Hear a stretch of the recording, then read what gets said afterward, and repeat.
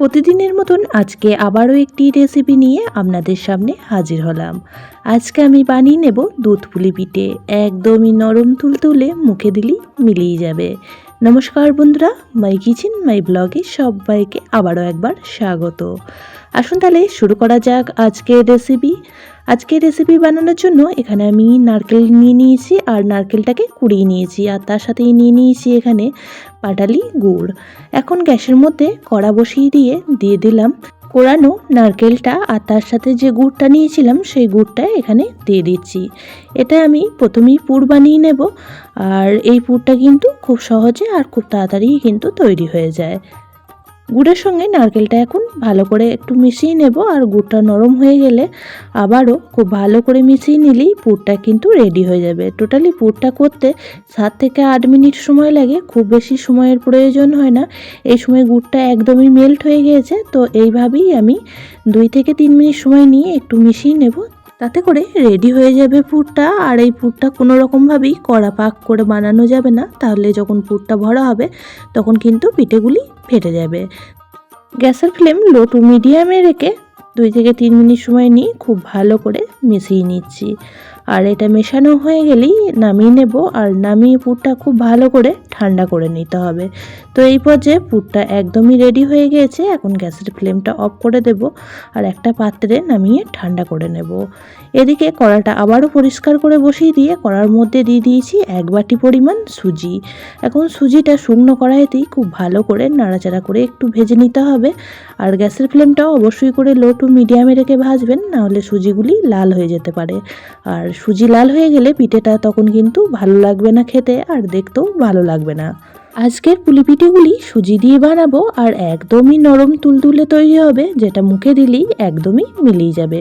তো এই পর্যায়ে সুজিটা খুব সুন্দর করে ভাজা হয়ে গিয়েছে। এখন যে বাটির পরিমাপ করে আমি সুজিটা নিয়েছিলাম সেই বাটির পরিমাণ অনুযায়ী 2 বাটি জল দিয়ে দিলাম। 1 বাটি সুজি নিলে সেক্ষেত্রে এখানে 2 বাটি পরিমাণ জল দিয়ে দিতে হবে।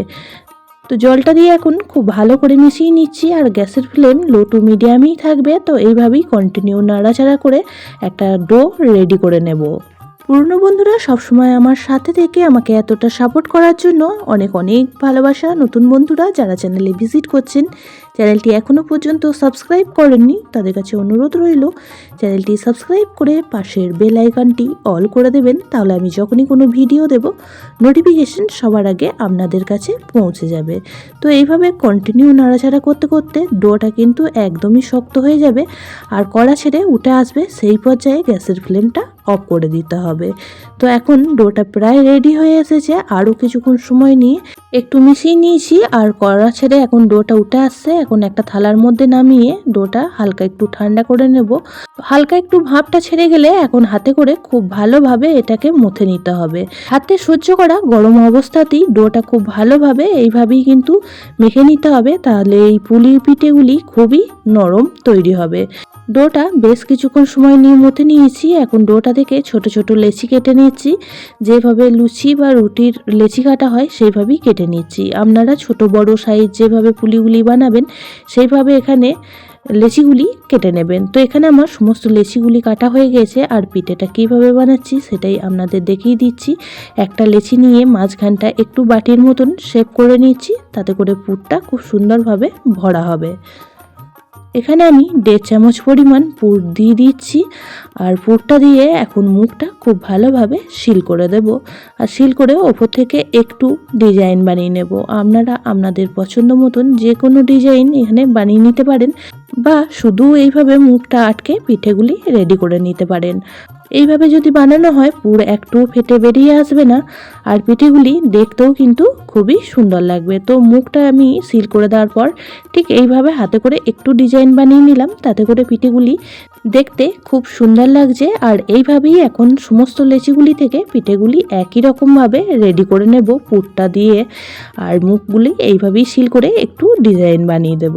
তো এইভাবেই সমস্ত পিঠেগুলি রেডি হয়ে গেলে আবার উপরের স্টেপে ফিরে আসছি। শীতের সন্ধ্যায় যদি এরকম ধারা নরম তুলতুলে দুধ পুলি পিঠে থাকে, তাহলে সন্ধ্যার আড্ডাটা একদমই জমে যায়। বানানোটাও খুব সহজ আর কোনো রকম ঝামেলা ছাড়াই কিন্তু সুজির এই দুধ পুলি পিঠেগুলি তৈরি হয়ে যায়।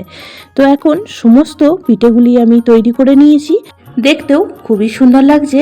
এখন গ্যাসের মধ্যে কড়াটা বসিয়ে দিয়ে দিয়েছি 1 লিটার পরিমাণ দুধটা আগে থেকেই ফুটিয়ে ঘন করে নিয়েছি। তো এখন গ্যাসের ফ্লেমটা অন করে দিয়ে আবারও দুধটা বেশ কিছুক্ষণ সময় নিয়ে একটু ফুটিয়ে নেব। ফ্লেভারের জন্য এখানে ব্যবহার করছি 2টো ছোটো এলাচ মাঝখান থেকে ফাটিয়ে। তো আপনাদের পছন্দ না হলে এটা কিন্তু স্কিপ করতে পারেন। অনেকেই খেজুর গুড়ের ফ্লেভারটাই বেশি পছন্দ করেন, তো সেক্ষেত্রে এলাচটা স্কিপ করতে পারেন। তো এখন দুধটাও খুব ভালোভাবে ফুটতে শুরু হয়ে গিয়েছে। এখন আমি আগে থেকে তৈরি করে রাখা পিঠেগুলি এক এক করে ছেড়ে দেব। যে কোনো দুধ পুলি বানানোর ক্ষেত্রে দুধটা যদি বেশ ঘন হয় তাহলে কিন্তু খেতেও বেশি ভালো লাগে। তো এখন একে একে সমস্ত পিঠেগুলি দিয়ে দিচ্ছি, আর পিঠেগুলি দেওয়ার পর গ্যাসের ফ্লেমটা একদমই হাই করে রেখে দেবো। তারপর পিঠেগুলি 4 থেকে 5 মিনিট সময় নিয়ে সিদ্ধ করে নেব। যেহেতু সুজিটা আগেই সিদ্ধ করা ছিল, তার জন্য পিঠেগুলি তৈরি হতে খুব বেশি সময়ের প্রয়োজন লাগবে না। 5 থেকে 6 মিনিট সময়ের মধ্যেই পিঠেগুলি খুব সুন্দরভাবে তৈরি হয়ে যাবে। 3 থেকে 4 মিনিট পর একবার খুন্তির সাহায্যে খুব ভালো করে ওপর নিচে নাড়াচাড়া করে দিচ্ছি, তাতে করে নিচে পিঠেগুলি লেগে যাওয়ার ভয় থাকবে না। আর গ্যাসের ফ্লেমটা এই পর্যায়ে লো টু মিডিয়ামে করে দিয়েছি। 3 থেকে 4 মিনিট সময় নিয়ে ফুটিয়ে নেব, তাতে করে পিঠেগুলিও সিদ্ধ হতে হতে দুধটাও অনেকটা পরিমাণ ঘন হয়ে যাবে। এইভাবে যদি সুজি দিয়ে দুধ পুলি পিঠে বানানো হয়, একদমই পারফেক্ট দুধ পুলি পিঠে তৈরি হবে, আর নরম তুলতুলে একদমই পুরে ঠাসা, খেতেও লাগবে দুর্দান্ত। তাই একবার অবশ্যই করে এইভাবে সুজি দিয়ে বানিয়ে ফেলুন দুধ পুলি পিঠে। এই পর্যায়ে পিঠেগুলিও খুব সুন্দরভাবে সিদ্ধ হয়ে গিয়েছে আর ওপরে ভেসে উঠেছে। এখন আমি দিয়ে দিচ্ছি এখানে পরিমাণ মতন পাটালি গুড়।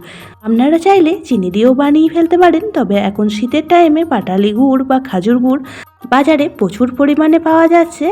আর এই গুড় দিয়ে যদি পিঠে বানানো হয়, তার স্বাদ এবং গন্ধ দুটোই কিন্তু অসাধারণ লাগে।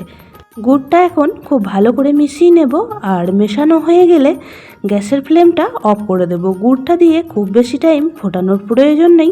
1 থেকে 1.5 মিনিট সময় নিয়ে একটু ফুটিয়ে নিলেই গুড়টা খুব সুন্দরভাবে মিশে যাবে, আর পিঠেগুলিও আমাদের পারফেক্টভাবে তৈরি হয়ে যাবে।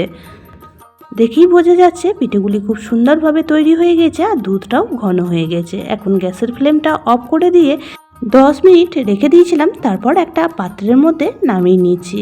আর একটা কেটেও আপনাদের দেখিয়ে দিচ্ছি যে কতটা নরম হয়েছে। আজকের রেসিপিটি আপনাদের কেমন লাগলো অবশ্যই কমেন্ট বক্সে জানাবেন। বেশি ভালো লেগে থাকলে একটা শেয়ার করে দেওয়ার অনুরোধ রইল। সবাই খুব ভালো থাকবেন, সুস্থ থাকবেন। আবারও দেখা হচ্ছে অন্য কোনো ব্লগ বা রেসিপির সাথে। ততক্ষণের জন্য সবাইকে টাটা।